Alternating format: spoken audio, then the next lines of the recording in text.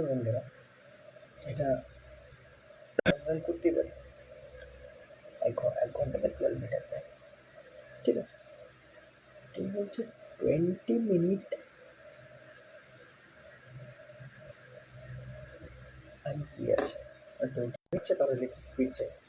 আমরা জানি same direction যখন রিলেটিভ স্পিড হয় না, তখন দুটো স্পিড মাইনে নেয়। Relative speed of same direction যখন একই দিকে যাচ্ছে না, একটু স্পেসটার জন্য এটাকে ইরেজ করি।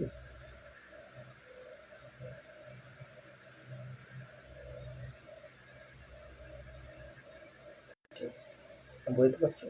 আর ডিসকাউন্ট সবসময় এমআরপির ওপরে অ্যালাউ হয়, তাহলে এসপিটা কত না, যদি 115% ডিসকাউন্ট অ্যালাউ করে, তাহলে ডিসকাউন্ট কত দাঁড়াবে?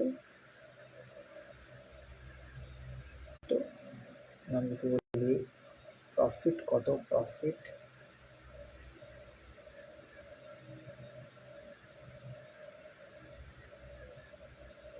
কত,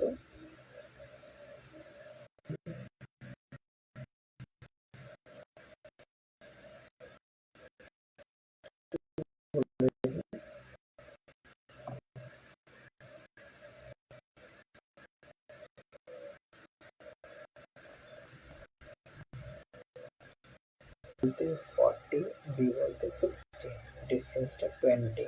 আর সময় পার্থক্য কত? 5 minutes early, 5 minutes late, 10 minutes early. Overall সময় পার্থক্য 15 মিনিট। তাহলে 15/60 কত দাঁড়াবে? খুব ইম্পর্টেন্ট কোশ্চেন, খুব ইম্পর্টেন্ট কোশ্চেন, খুব ইম্পর্টেন্ট। এই কারণে খুব ইম্পর্টেন্ট, কারণ এই যে টাইম এন্ড ওয়ার্ক হয়ে গেছে।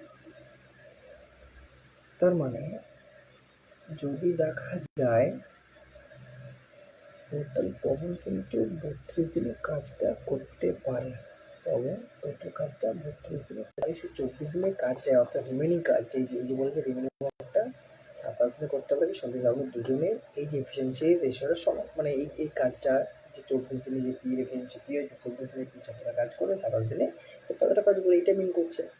তাহলে কেন লিখলাম না আমি টোটাল ওয়ার্ক, কেন লিখলাম না? এটা কিন্তু টোটাল ওয়ার্ক নয়, কারণ 8 দিনের কাজ কিন্তু